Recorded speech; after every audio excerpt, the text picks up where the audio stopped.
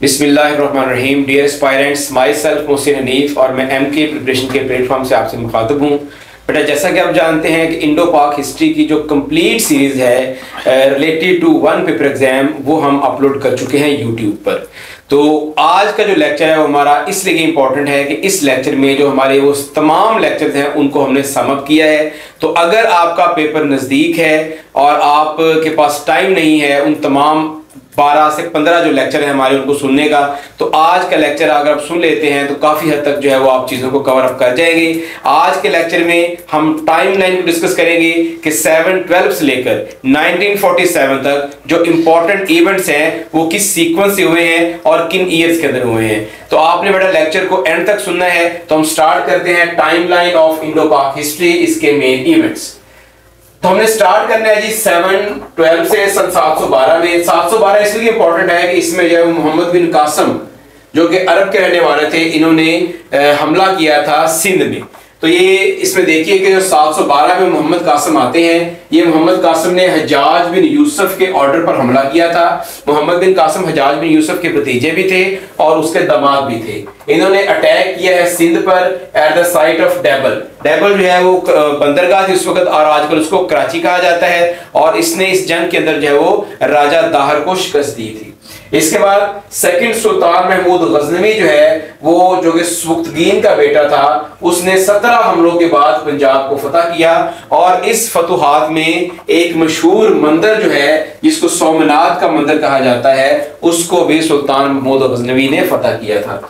इसके बाद बेटा साल आता है 1030 का। 1030 में अल बैरूनी जो है, जो कि बहुत बड़ा मुसलमान साइंसदान था, मैथमेटिशियन था, रियाजीदान था, वो सुल्तान महमूद गजनवी के साथ जो है वो पंजाब में तशरीफ लाते हैं। इसके बाद देखिए नेक्स्ट 1192 जो है वो इसलिए इंपॉर्टेंट है कि इसमें सुल्तान महमूद गौरी जो है, सुल्तान मोहम्मद गौरी हैं, उन्होंने एक बड़ी जबरदस्त विक्ट्री हासिल की थी अगेंस्ट पृथ्वीराज चौहान के खिलाफ। और वो जो बैटल है वो कहलाती है सेकंड बैटल ऑफ टेरियान।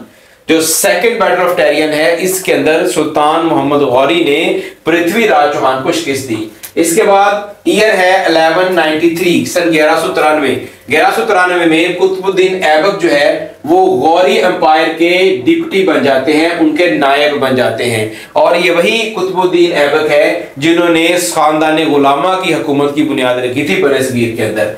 25 जून सन 1206, ये साल याद रखिएगा, कुतुबुद्दीन ऐबक जो है वो सुल्तान बनते हैं दहली सल्तनत के। जो दहली सल्तनत है उसके पहले सुल्तान जो है वो कुतुबुद्दीन ऐबक थे। और कुतुबुद्दीन ऐबक ने ही बरसगीर में खानदान गुलामा या ममलूक सल्तनत की बुनियाद रखी थी। इसकी जो डिटेल है वो हम एक अलग टॉपिक में डिस्कस कर चुके हैं। इसके बाद देखिए 1285 में मंगोल अटैक करते हैं पंजाब में और उनको जो है वो ब्यास रिवर के पास जो है वो शिकस्त का सामना करना पड़ता है। जो 1296 में अलाउद्दीन खिलजी पंजाब के रूलर बनते हैं, पंजाब के हुक्मरान बनते हैं और साथ में मुल्तान के भी हुक्मरान बनते हैं। नेक्स्ट देखें 1453 का साल इसलिए अहम है कि इसमें जो सुल्तान मोहम्मद फातेह हैं, जो कि तुर्की के जो सल्तनत उस्मानिया के सुल्तान हैं, उन्होंने इस्तांबुल को फतह किया था, यानी फतह कस्तंतुनिया, जिसके बारे में नबी करीम सल्लल्लाहु अलैहि वसल्लम ने बशारत दी थी मुसलमानों को कि इसको फतह करने वाला जो है वो लीडर बेहतरीन लीडर होगा, इसको फतह करने वाला जो लश्कर है वो बेहतरीन लश्कर होगा। तो ये सादत जो है वो सल्तनत उस्मानिया के सुल्तान मोहम्मद फातेह के हिस्से में आई थी और उन्होंने 1453 ईस्वी में इस्तांबुल को फतह किया। इसके बाद 1498 का साल आता है। 1498 में एक मशहूर पुर्तगाली वास्को डे गामा, जो कि एक सयाह भी था, वो ईस्ट अफ्रीका की बंदरगाह पर आता है और इसके साथ वास्को डे गामा जो है वो इंडिया में भी 1498 में आता है। जो वास्को डे गामा है ये इंडियन अरेबियन सी में कालीकट बंदरगाह है, उस बंदरगाह के ऊपर ये लैंड करता है। तो basically Vasco da Gama that entered in subcontinent in the year of 1498।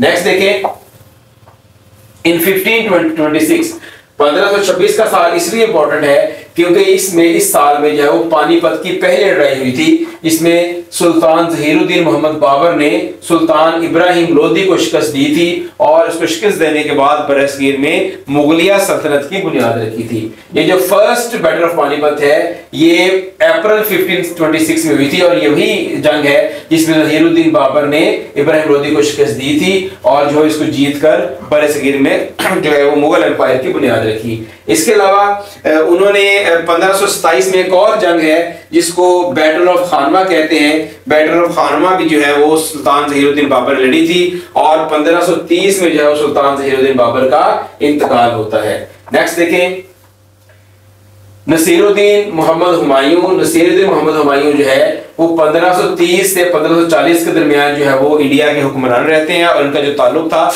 वो मुगल सल्तनत से था और इसके बाद जो है 1555 से लेकर 1556 तक जो है वो फिर ये बरसगीर के हुक्मरान रहते हैं। तो जो हुमायूं था इसके दो टर्न्योर हैं। पहला टर्न्योर जो है वो तकरीबन 10 साल का है और दूसरा टर्न्योर तकरीबन 1 साल का है। तो जो दरमियान के 15 साल है वो शेर शाह सूरी ने जो है वो बरसगीर पर हुकूमत की थी 1540 से लेकर 1555 तक। जो मोहम्मद हुमायूं था नसीरुद्दीन मोहम्मद हुमायूं इसने भी जंगें लड़ी थी लोदीज के साथ और अफगान के साथ। नेक्स्ट देखें जलालुद्दीन मोहम्मद अकबर। ये जो जलालुद्दीन मोहम्मद अकबर है इसको अकबर द ग्रेट भी कहते हैं और इसका जो पीरियड है वो 1556 से लेकर 1605 तक का है और ये किंग बनता है पंजाब का इन द एज ऑफ 13 साल की उम्र में जो है वो अकबर बादशाह बनता है बरसगीर का मुगल बादशाह और ये सेकंड बैटल ऑफ पानीपत की लड़ता है जी अपने दौर में 1556 ईस्वी के अंदर। ही रीइंफोर्स न्यू रिलीजन दीन इलाही। जो अकबर था वो एक नया उसने दीन मुतारफ कराया था जिसको दीन इलाही कहते हैं। किस साल में करवाया था?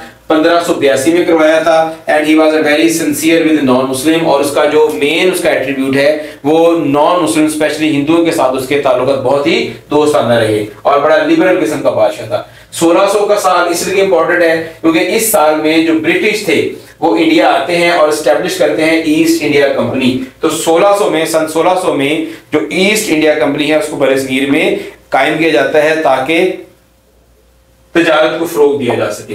नेक्स्ट देखें 1605 से लेकर 1627 के दरमियान नसीरुद्दीन मोहम्मद जहांगीर जो है वो बरसगीर पर हुकूमत करते हैं और 1628 से लेकर 1658 तक शहाबुद्दीन मोहम्मद शाहजहां जो थे उनकी हुकूमत होती है और शाहजहां के दौर को एक गोल्डन पीरियड ऑफ इंडिया कहा जाता है। ये जो शाहजहां है उन्होंने एक जंग भी लड़ी थी पुर्तगालियों के साथ और इसके अलावा इनके क्रेडिट पर जो है वो ताज महल है आगरा का जिसको इन्होंने अपनी बीवी जिसका नाम मुमताज महल था उसकी मोहब्बत में उसकी डेथ के बाद जो है वो बनवाया था और आज वो दुनिया के अजायबों में से एक अजूबा है।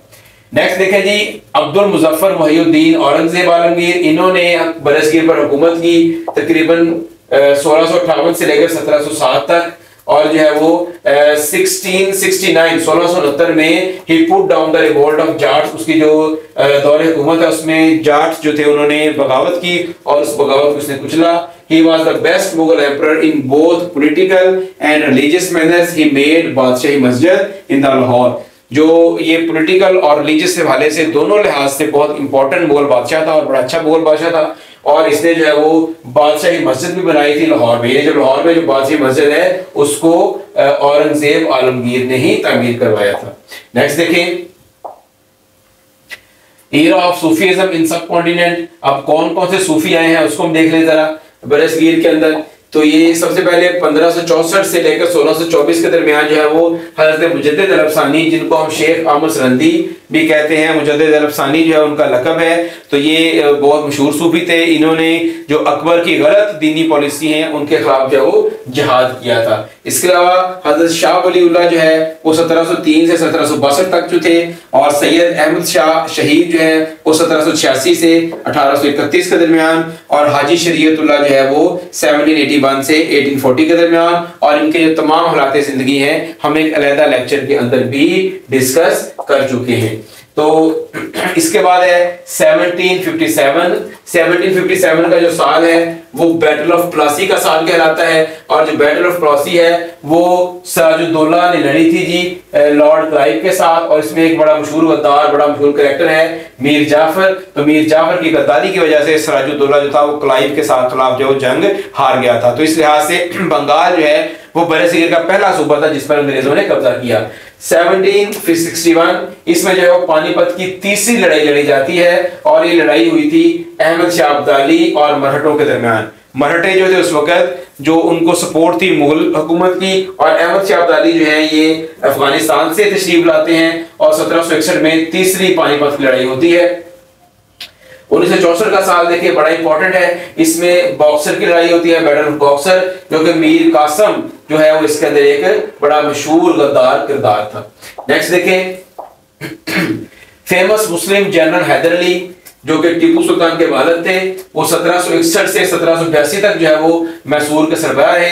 इसके बाद टीपू सुल्तान जो थे उन्होंने अपनी रियासत की सरबराही की और उन्होंने ब्रिटिश आर्मी का मुकाबला किया 1782 से 1799 तक, तकरीबन 17 साल तक। इसके बाद बहादुर शाह 2 है, बहादुर शाह जफर जो थे, जो कि लास्ट मुगल बादशाह थे और इनका जो दौरे हुकूमत है वो 20 साल तक 1837 से 1857 तक था। और 1857 में जब बगावत हुई बरसगीर में अंग्रेजों के खिलाफ, तो अंग्रेजों ने उस खिलाफत को कुचल दिया और आफ्टर दैट 1857 जो ब्रिटिश था उसने सब कॉन्टिनेंट पर कंप्लीट जो है वो कब्जा कर लिया। तो ये जी इंपॉर्टेंट टाइमलाइन थी 712 से 1857 तक। आई होप कि आपके नॉलेज में इजाफा हुआ होगा।